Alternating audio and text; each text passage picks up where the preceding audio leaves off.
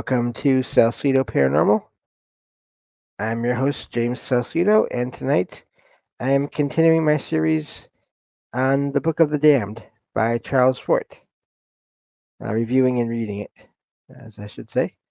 As always, you can find all episodes of the show, along with links to social media, ways to listen, and ways to support the show at the website, and that is salsidoparanormal.com. That's SALSIDO paranormal.com. There are many ways to support the show. You can always share the show with others and rate and review it on your favorite podcast platforms. You can sign up for the Patreon feed and get all kinds of extra content there for as little as $1 a month. You can also check out the merchandise store and get all kinds of shirts and some other items there with designs made by friends of the show as well. Support is never expected but always appreciated, as there are expenses in making these shows. Please follow friends of the show. That would be Jen, the Arcane Observer, who has her own channel and is the co-host with me on Saturdays when she's able to join me. Ricky from the Anything Is Possible podcast, who I join him on Sundays now for a paranormal-themed live stream show. And Michael Strange of Trouble Minds Radio and the Trouble Minds Radio Network, KUAP, Digital Broadcasting, where you can hear all kinds of amazing shows, as well as my own, online 24/7 for free. So it's been a little while since I've done one of these shows here. Continuing to read and give my thoughts on the Book of the Damned by Charles Fort here, and a couple things I always like to mention when I start. First of all, the thoughts and words I'm about to share are not necessarily my own. As far as when I'm reading right from the book, they are those of Charles Fort, and you and or I may not agree with them at all times. Also, there may be some things in there that they were mysterious when the book was written about 100 years ago, but are not so mysterious now. So keep that in mind as well. Also, I probably will, mispronounce things, words and names of people and places, and I apologize for that. But as I always say, words are hard, and also they're even harder when they are not always in English. So, just some things to keep in mind as you're listening to these shows.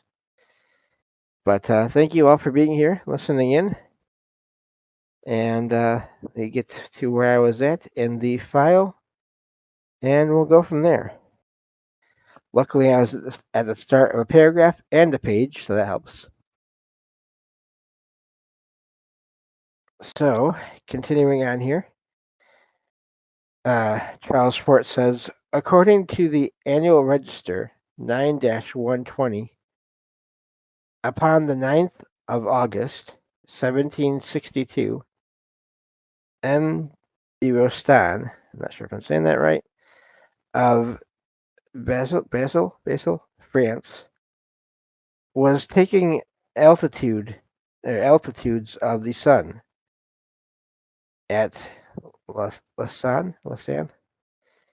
He saw a vast spindle-shaped body about 3 of the sun's digits in breadth and 9 in length, advancing slowly across the disk of the sun, or, in quotation marks, at no more than half the velocity with which the ordinary solar spots move, in quotation marks.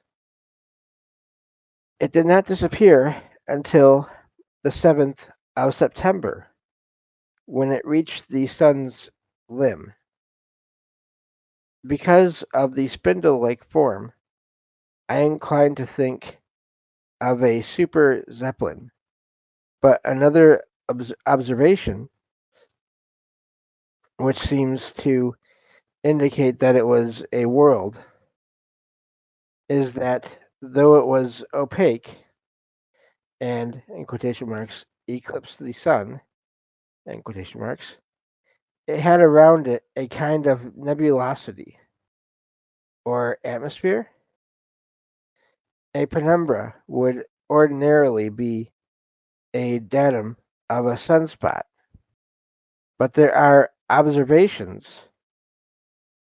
that indicate that this object was at a considerable distance from the sun.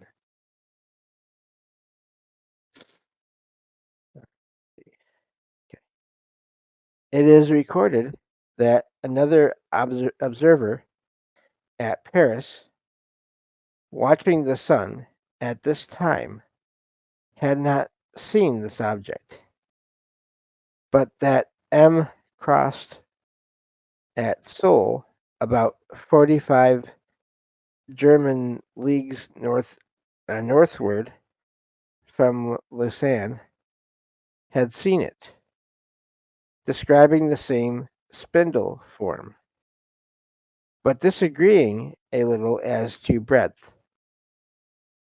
Then comes the important point that he and M. de Rostan did not see it upon the same part of the sun. This, then, is parallax, and compounded with invisibility at Paris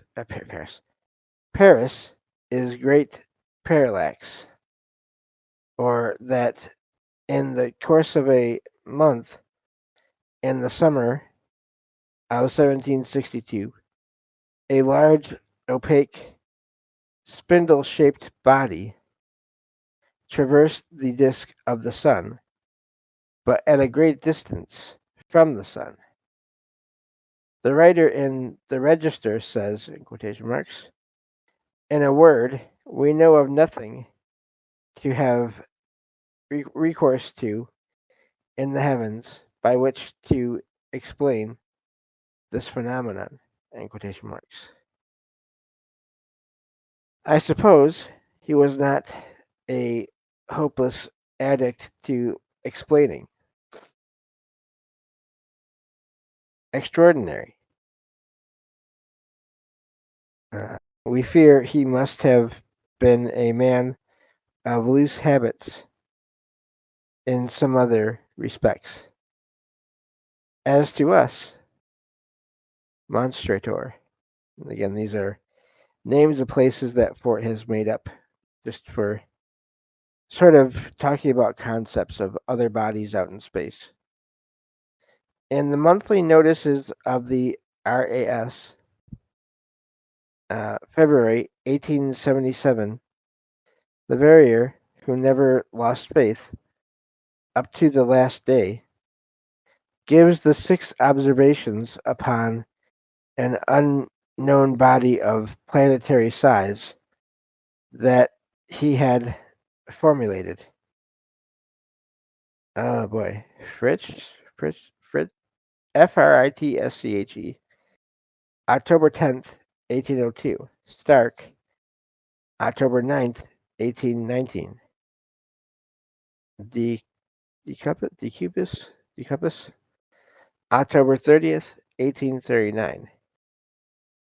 Sidebotham, November 12th, 1849. Lescarbault, March 26th, 1859. Loomis, March 20th, 1862. If we weren't so accustomed to science in its essential aspect of disregard, we'd be mystified and impressed, like the editor of Nature, with the formulation of these data.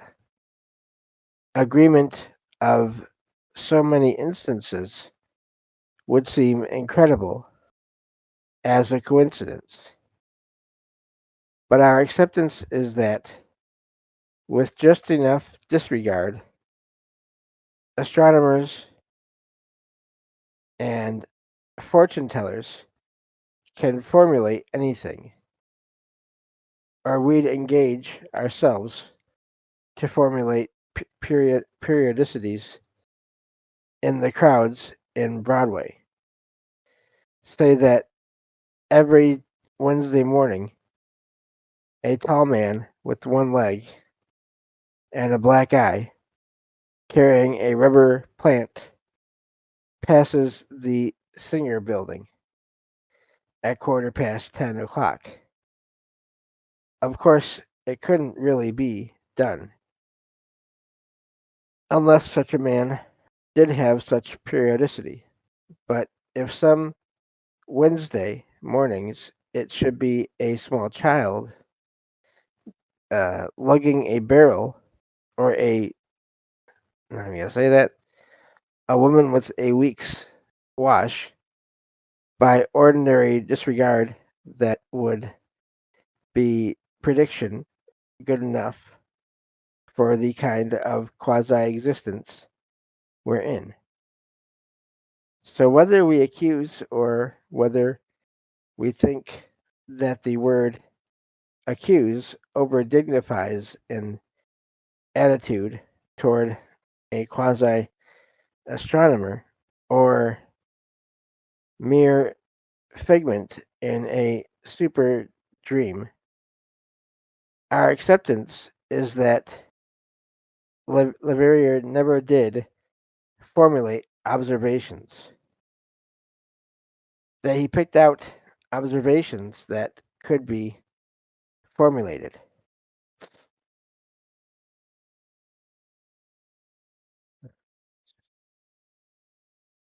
That of this type,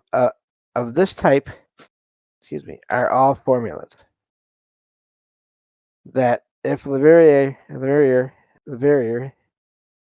I still don't know how to say that name, had not been himself helplessly hypnotized, or if he had in him more than a tincture of realness, never could he have been beguiled by such a quasi process, but that he was hypnotized, and so extended or transferred his condition to others, that upon March 22nd, 1877, he had this earth bristling with telescopes, with the rigid and almost inanimate forms of astronomers behind them, and not a blessed thing of any unusuality was seen upon that day or succeeding days, but that the science of astronomy suffered the slightest in prestige? It couldn't. The spirit of 1877 was behind it. If in an embryo some cells should not live up to the phenomenon of their era, the others will sustain the scheduled appearances. Not until an embryo enters the mammalian stage are cells of the reptilian stage false cells. It is our acceptance that there were many equally authentic reports upon large planetary bodies that had been seen near the sun, that of many Leverrier picked out 6, not then deciding that all the other observations related to still other large planetary bodies, but arbitrarily or hypnotically disregarding, or heroically disregarding, every one of them, that to formulate at all he had to exclude falsely. The denouncement killed him, I think. I'm not at all inclined to place him with the Greys and Hitchcocks, He does not mean alien grays, by the way. And Simmons's.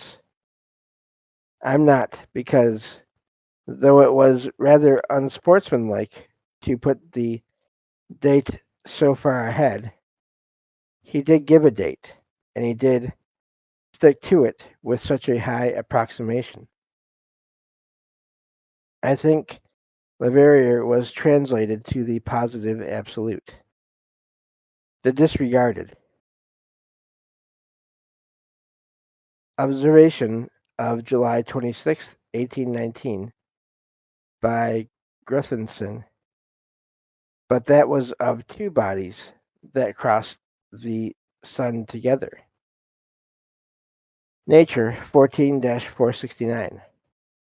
That according to the astronomer J.R. Hind, Benjamin Scott, City Chamberlain of London, and Mr. Ray had in 1847 seen a body similar to, in quotation marks, Vulcan, and in quotation marks, this was discussed in a previous episode here, by the way, cross the sun. Similar observation by Hind and Lowe, March 12th, 1849, and this publication he mentions here is in French, so I'm not going to try to say it. 1876-9. Nature, excuse me, Nature 14-505.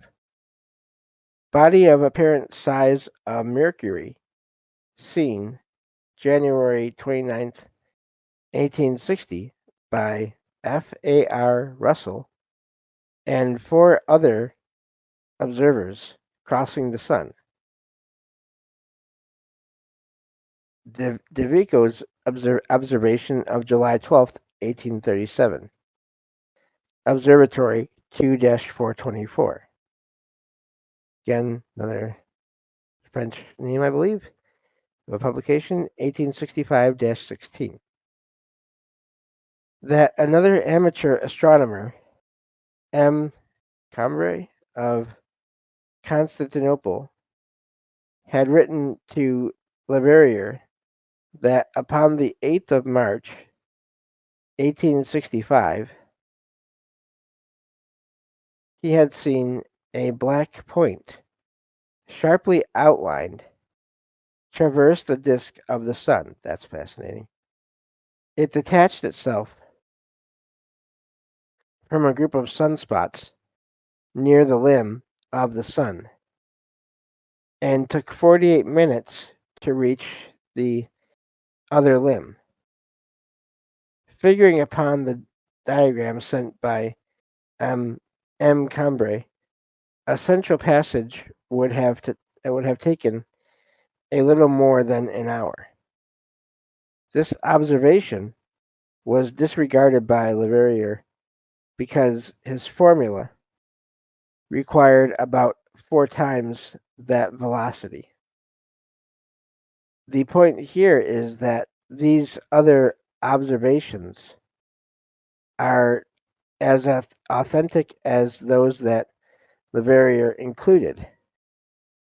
That then, upon data as good as the data of Vulcan, there must be other Vulcans. The heroic and defiant disregard, then, of trying to formulate one, omitting the others, which by orthodox doctrine must have influenced it greatly, if all were in the relatively narrow space between Mercury and the Sun. Observation upon another such body of April 4th, 1876, by M. Weber of Berlin. As to this observation, Leverrier was informed by Wolf in August 1876, another French publication, 1876-7. It made no difference, so far as can be known, to this notable positivist. Two other observations noted by Hind and Denning. London Times, November 3rd, 1871, and March 26th, 1873. Monthly notices of the RAS 20-100. Standiker, February 1762. Lichtenberg, uh, November 19th, 1762. Hoffman, May 1764. Dangos, January 18th, 1798. Stark, February 12th, 1820. An observation by Schmidt, October 11th, 1847, is said to be doubtful, but upon page 192, it is said that this doubt had arisen because of a mistaken transition, and two other observations by Schmidt are given, October 14th, 1849, and February 18th, 1850. Also an observation by Loft, January 6th, 1818. Observation by Steinhebel at Vienna, April 27th, 1820. Monthly notices, 1862. Let's see here. Let's see how long. Okay. Had collected HASE had collected reports of 20 excuse me observations like Lescarbolt's. The list was published in 1872 by Wolf. Also, there are other instances like Grethenson's. Let's see. So, I think I'll stop there for this episode here. I might be able to get through that next paragraph. I might not. But this is all fascinating.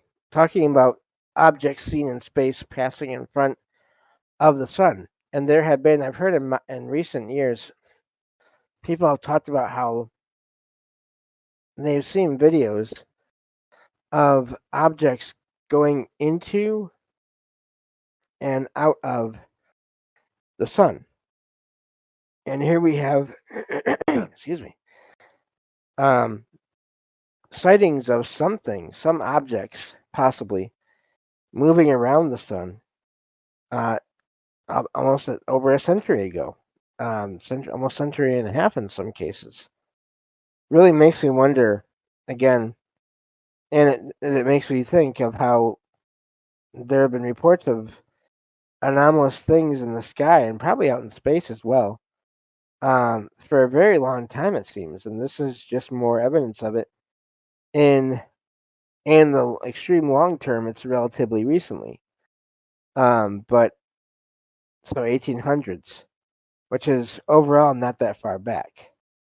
But then today we have videos you can find online, I'm guessing, of people catching or different things being caught on video, going in and out of the sun and around it. So really fascinating. That's it for this episode. Thank you all for listening.